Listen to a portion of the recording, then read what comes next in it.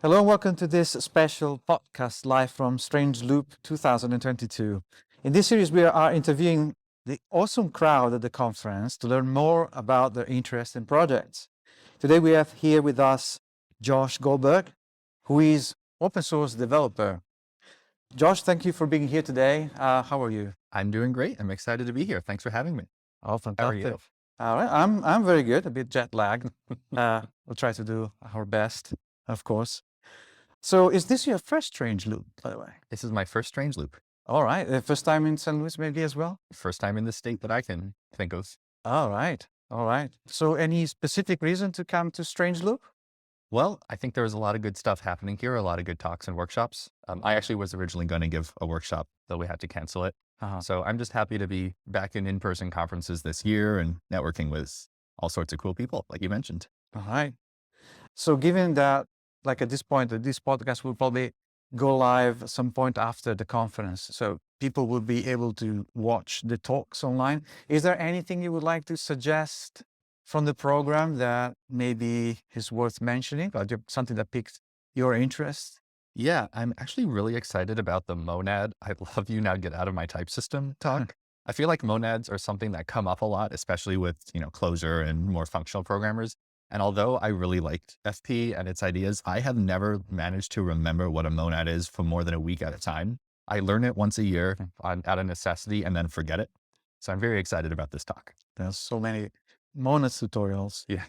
And many definitions. So can you tell us a bit about your background to begin with, maybe school, work, or career? Where are you coming from? Sure. I grew up in New York, upstate, lived in Seattle for a few years, working at Microsoft as a front-end/full stack developer. Then I moved back to New York City, down to work as a front-end developer at Codecademy. For most of that time, we were on the web platform team. So I've kind of a background partially in full stack, partially in web platform developer tooling for front end. But a little more than 6 months ago, I quit my job, took off February, and then started in March as a full-time open source developer. I work on static analysis tools in the TypeScript ecosystem, most notably TypeScript ESLint, which is the tooling that lets you run ESLint on TypeScript code. And I've got a few pet projects on the side that I'm hoping to spend more time on soon eventually, which I think everyone is able to say. So you've been a developer for how long at this point?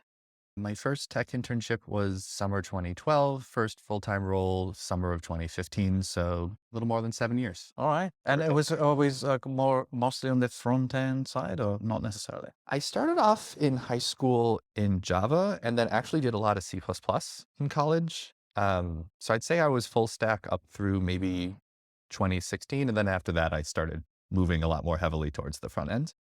I like the front end. It's a good place to be. I feel like it's growing really rapidly and there's a lot of new stuff coming out each year that makes it an exciting time to be around. Yeah, I had a question regarding what do you think about web development in 2022? Comparing it with 10 years ago, is it better? Is it worse? That must be definitely better, right? But in which way? Well, yes. If it weren't better, I don't think people would keep doing it. It's definitely better. The churn comes and goes.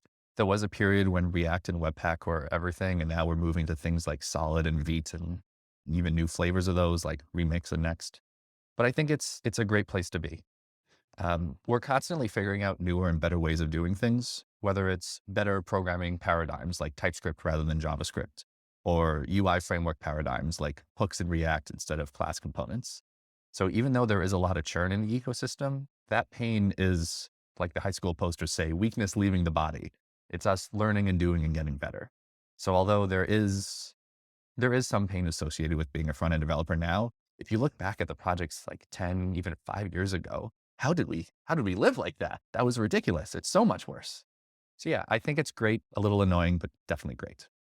Why specifically TypeScript, also many other JavaScript dialects or redesigns of JavaScript? Why specifically TypeScript? What do you think is important about TypeScript? I feel like there's a hidden question in there of why aren't you enthusing about Clojure and ClojureScript and all this? But they're great languages. I personally really like TypeScript. I think most programming language and in general, most technological innovations that have really hit mainstream success have been at least somewhat incremental improvements on what came before them. although it's wonderful to have drastic rewrites or completely better languages, like I think it's arguably true that Clojure is better than most other programming languages. It's hard for people to adopt things like that are so new and different. Like going from Java to Clojure is much different than, say, going from Java to Kotlin. So I like TypeScript because it lets us use the same technological basis as JavaScript and keep all those same learnings and tooling advances as JavaScript, while still getting many, but not all of the benefits of a truly beautiful, excellent, perfect type system. That being said, I do wish we all would just switch to Clojure and ClojureScript or whatever equivalent of those. It would be nice. All right. Oh, thanks for the plug. Yeah, you've learned about my background, I guess, a little bit. I did listen to a podcast episode or two of yours focused around Clojure. Yeah, that's my specialty, but yes, no, I'm always learning and understanding what other people think about other languages, and that's why I'm Strange Loop. Yep, one of the main reasons. So we described during the opening of the interview that you are an open source developer. What was your first experience with open source, by the way? It was accidental. In college, I made this terribly programmed ripoff of the original Super Mario Brothers called Full Screen Mario. I put it on GitHub because GitHub was free code hosting and there were a lot of tutorials. And then it went viral and I got open source attention, which kind of thrust me into the world of open source, which I'm very glad to have happened. Open source is wonderful. I think it's an amazing way to build software and I'm always excited to be a part of it. But since then, a lot of the tooling that I've really loved and come to want to use, like TypeScript and VS Code and all these other smaller projects in the JavaScript ecosystem, they all seem to revolve around open source. Like any sort of package manager is open source. Any like cute little utility library that you want to pull in is open source. So just getting more and more involved in that world, I've kind of come to understand that that's where I really want to be, working in the open with randos on the internet and the occasional dedicated maintainer. It's a fun time. Yeah, so you worked on open source now for a bit. Would you share your experience? So you now full-time open source developer, what does it mean exactly? It means that I spend half my time scrounging for money, doing things like podcasts, which I do enjoy, conference talks, blogs. I also wrote a book on TypeScript, both for a reputation play and because I think that it's good to have good books on TypeScript. A lot of my time is spent maintaining. So looking at issues and pull requests that people have sent in to mostly TypeScript ESLint, the main repo I maintain or help maintain. I also try to spend time kind of looking at the macro trends of the tooling that I work around. Like, where is the TypeScript ecosystem going? Is there another ecosystem I would like to move to, such as Rust? If I just had infinite time, I probably would become a joint Rust TypeScript programmer. Alas, who has infinite time? I'll also say that as another learning, there is a certain sense of self-fulfillment that I'm realizing over the last few months I don't have that makes it much easier to work in open source. You don't have a backing product team or a group of developers on your team that you work with day to day. So it's very hard for me to kind of justify to myself that I'm making progress on things without such clear roadmaps and peer feedback and people that I'm mentoring or being mentored by. So kind of taking a step back once every week or three and looking at my achievements or lack thereof holistically and understanding whether I've done a good job in that period is something that I think many people, myself included, kind of struggle with. And it can be a little depressing sometimes to not do that and then think, oh my God, I've wasted the last month, until you go back and look at all like the dockside improvements and features and stuff that you've shipped. So that's been top of mind for me lately. Given that it's not the usual 9 to 5, 5 days a week kind of job, how do you structure your day? How do you understand what are the next priorities? Are you chasing like who is screaming louder on an issue, or how does it work? That's a great question. I try to treat it like a 9 to 5 job, actually. I try not to spend more than 8 hours a day. When I was a full-time employee developer, I kept track of my hours and kept them to 8 hours a day on average. If I went under one day, I'd go over the next and vice versa. And I also try to not allow emotions get in the way of the open source. If someone is shouting angrily on an issue, they might be a jerk, or maybe it's a language barrier, or maybe this caused a bug in production that nearly cost them their job or something. So I try to treat them like customers and not angry people on the street yelling at me. I also try to treat myself once in a while, like go on vacation or something. When you work directly for consulting plus open source sponsorship money, it's hard to distance yourself from the money. And I still feel this kind of instinctive guilt of I'm spending $20 on a coffee and pastry plus tip. That is like my monthly income from 2 sponsors. It's kind of a weird feeling. Yeah. Well, what do you think was the most fulfilling experience during this open source period? Ooh.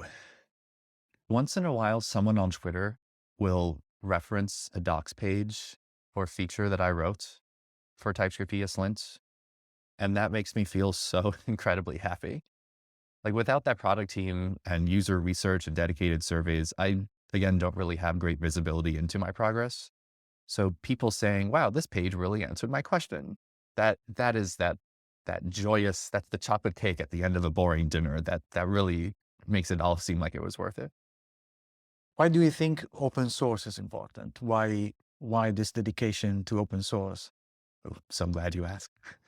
I'm not one of the people that thinks that everything should be open source. Money is important. People need money to live. That is the capitalist world we live in. Sparkle hands emojis. But open source carries with it a lot of benefits. Developing in the open is a much more inclusive model than corporate or consultant models. Developing in the open means anyone can contribute, anyone can read, anyone can learn. It's much easier to onboard people when inherently a project is tailored for strangers. So both giant projects like Git and TypeScript and Linux, as well as smaller projects like the class names utility and such, they have much better community involvement and visibility. But taking a step back, the industry works like the pain, weakness, leaving the body situation. It works through waves of innovation, like programming languages or UI frameworks or whatever you're looking at. Things get better over time by us iterating on things and constantly trying new stuff. So the more we're able to try new things and iterate in the ecosystem, the faster the ecosystem grows. And it's much easier to do that when everything is in the open. You can switch back and forth between things willy-nilly. So I think open source is pushing the software worlds faster than it would possibly ever be able to go in non-open source models, which is really lovely. Nice. So how can we support you as a community of developers in your work?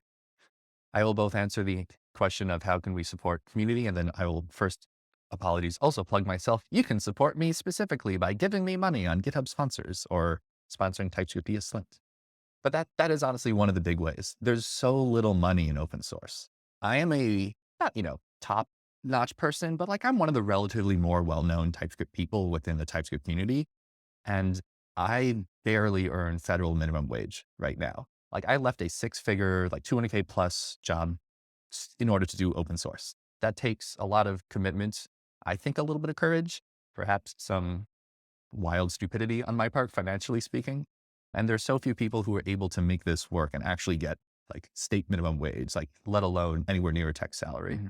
There's been a running joke on Twitter about PHP developers driving Lamborghinis because a few PHP devs got rich. But that is a joke. Like that rarely happens. So convincing yourself or your company to give money to open source, to secure your supply chain, to help advance the projects that you and your company rely on, that's crucial. I'd say that's one of the big ones. Also, part 2 of 2, I'd say knowledge and education is important. A lot of people don't understand open source. They don't know that you can just go on a repo and upload an issue or file an issue, send a pull request. Being able to meaningfully act in open source is a big level up for any developer. So I definitely encourage people, get involved, do Hacktoberfest, read the GitHub manual. It's quite good. Like maybe even submit an issue or pull request yourself. And what specifically to help you as an individual, like in your profession, what can we do? Is there a way to support you? Yeah, definitely buy my book, Learning TypeScript, give me money. That's for people who have the money to spend on those things. If you don't want to spend or can't spend the money on my specific stuff, I'd say go to the projects that you feel are valuable to you, especially if they feel understaffed, and try helping them out, even contributing. For TypeScript ESLint specifically, we're always looking for people to suggest features, to write documentation, point out where docs are missing so we can write them. We love community involvement. It's what keeps the project going and what keeps me happy. So even if it's an issue as simple as I tried using you, it sucked, it broke in these 3 ways, here's how it's broken. File those 3 issues and let me know so I can fix it for you. Would love to. All right. All right. What was the biggest challenge in writing a TypeScript book? The generics chapter. Generics are the worst. They're super important, very useful, but conceptually it is so hard to explain generics, type parameters and arguments to people. And generally, the way you have to structure a book is to understand which concepts require which other concepts. You have to do a graph search on your concepts. The concept of a generic requires the concept of, let's say, an interface or type in general to understand that things exist in the type system. That that requires explaining what a type system is in the first place, which requires explaining why JavaScript is terrible without a type system at scale, and so on and so forth. So figuring out how to structure the book, which chapters relied on which other chapters, was hard. Another small example is, in order to explain functions, you kind of need to explain arrays because functions have rest parameters, which is an array type. But in order to explain arrays, you need to explain functions because array methods are functions, which are themselves generic. So it's this lovely catch-22 cycle of it's impossible to correctly teach those 3 concepts. You have to jump somewhere. All right, but hopefully you managed to, and Yeah. we'll figure it out by your book. Is there anything that we didn't cover that you'd like to plug? Ooh. We'll definitely use TypeScript ESLint. I'd say get involved in your communities. Oh, listeners, if you're listening to this podcast, that means you've already gone out of your way to do some sort of developer education stuff for yourself. So whether it's getting involved on Twitter or going to conferences, the dev community is better when people get more involved and make their voices heard in a polite, respectful, caring way. So please do. All right, all right. Well, I think we are at the end of our interview. So Josh, thank you again for joining us today. It was a pleasure to learn something new and hear a little bit about how we should behave in front of open source and what open source mean a little more. So thank you very much and enjoy the rest of the conference. Thanks. Likewise. Hope the jet lag gets better. Yeah, it will get better. Yeah. Thank you.